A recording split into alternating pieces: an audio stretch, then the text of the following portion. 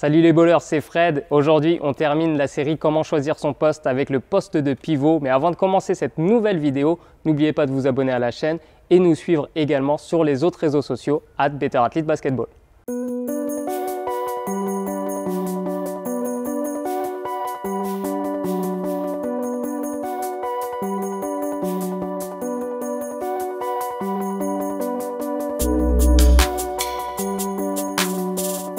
Le poste de pivot ou poste 5 demande généralement une bonne technique en ce qui concerne le jeu dos au panier. Par exemple, le tir en crochet ou hook shot de Kareem Abdul-Jabbar, qui est un mouvement inarrêtable lorsqu'il est maîtrisé, devrait faire partie de la panoplie de tout bon pivot qui se respecte. Même si cela peut paraître comme une évidence, mieux vaut être adroit avec ses mains quand on joue pivot, car les balles perdues sur une mauvaise réception de passe ou sur une prise de balle banale peuvent coûter très cher et dissuadera à coup sûr les partenaires de redonner le ballon au pivot en cas d'échec répété. Avoir un pivot dominant par la taille mais incapable de capter un ballon est souvent la hantise des entraîneurs. Pour être un bon pivot, il faut donc avoir de bonnes mains et avoir une bonne maîtrise technique près du cercle. Savoir faire un écran en retard et savoir se placer idéalement au poste bas pour demander la balle sont également indispensables. S'il manque de technique offensive, un pivot peut se dédier à la défense et au rebond.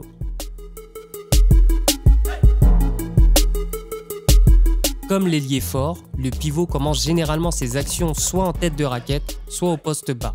Il est aussi amené à réaliser de nombreux écrans pour les joueurs extérieurs, porteurs ou non porteurs de balles, afin de créer des espaces à exploiter. Il est également énormément sollicité pour les pick and roll et les pick and pop, donc une bonne mobilité est un plus, tout comme une bonne adresse à mi-distance, voire à 3 points, même si ce n'est pas obligatoire pour un pivot. Pour jouer pivot, il faut être grand, voire très grand.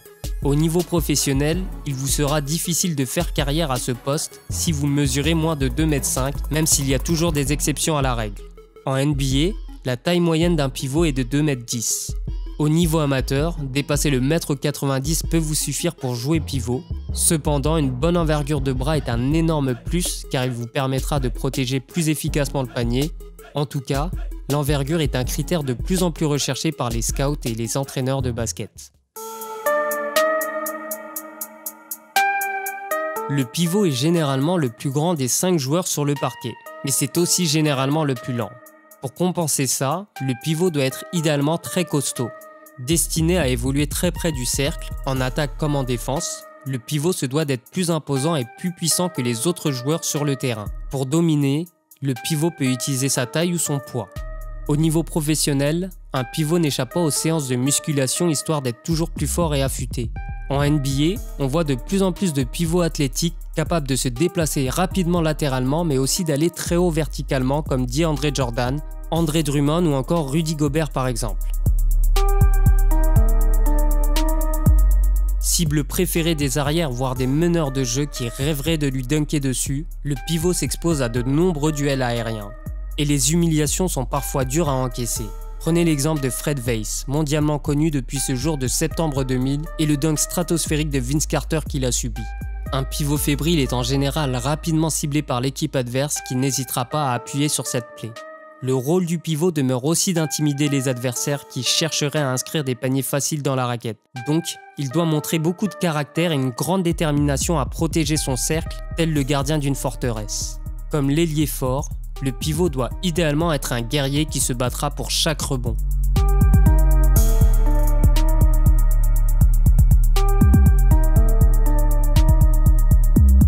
Le pivot technique est un pivot dominant grâce à une panoplie offensive complète et maîtrisée. Ce type de pivot n'est pas forcément un athlète incroyable, mais il compense cela par une grande taille et une maîtrise impeccable des fondamentaux qui le rend indéfendable. Le pivot technique ultime est Kareem Abdul-Jabbar, et dans un style plus moderne, avec notamment une bonne adresse à longue distance, on retrouve Karl Anthony Towns et Nikola Jokic. Le pivot technique et physique est comme son nom l'indique un pivot possédant une panoplie offensive complète tout en y ajoutant une domination athlétique et physique. Ce type de pivot maîtrise les fondamentaux mais il domine surtout grâce à une puissance hors du commun. L'exemple ultime du pivot technique et physique est Shaquille O'Neal, mais dans un style légèrement différent, On peut citer Joel Embiid, qui en plus d'être un bon technicien, est aussi plus puissant que la majorité des pivots en NBA. Même si ce terme peut paraître péjoratif, l'éboueur est en réalité un joueur qui se sacrifie corps et âme pour son équipe. C'est le type de pivot, pas forcément très doué offensivement, mais qui n'hésite pas à faire le sale boulot, d'où le terme éboueur. Son activité est essentielle dans la réussite de son équipe, même si cela ne se voit pas forcément dans les stats. L'éboueur peut aussi être un défenseur coriace et un rebondeur hors pair. Les exemples d'éboueurs sont Steven Adams ou encore Aaron Baines. Mais l'éboueur ultime, même s'il jouait ailier fort, reste Dennis Rodman. Le protecteur de cercle est généralement un pivot dont la panoplie offensive est limitée mais qui est largement compensée par un gros impact défensif.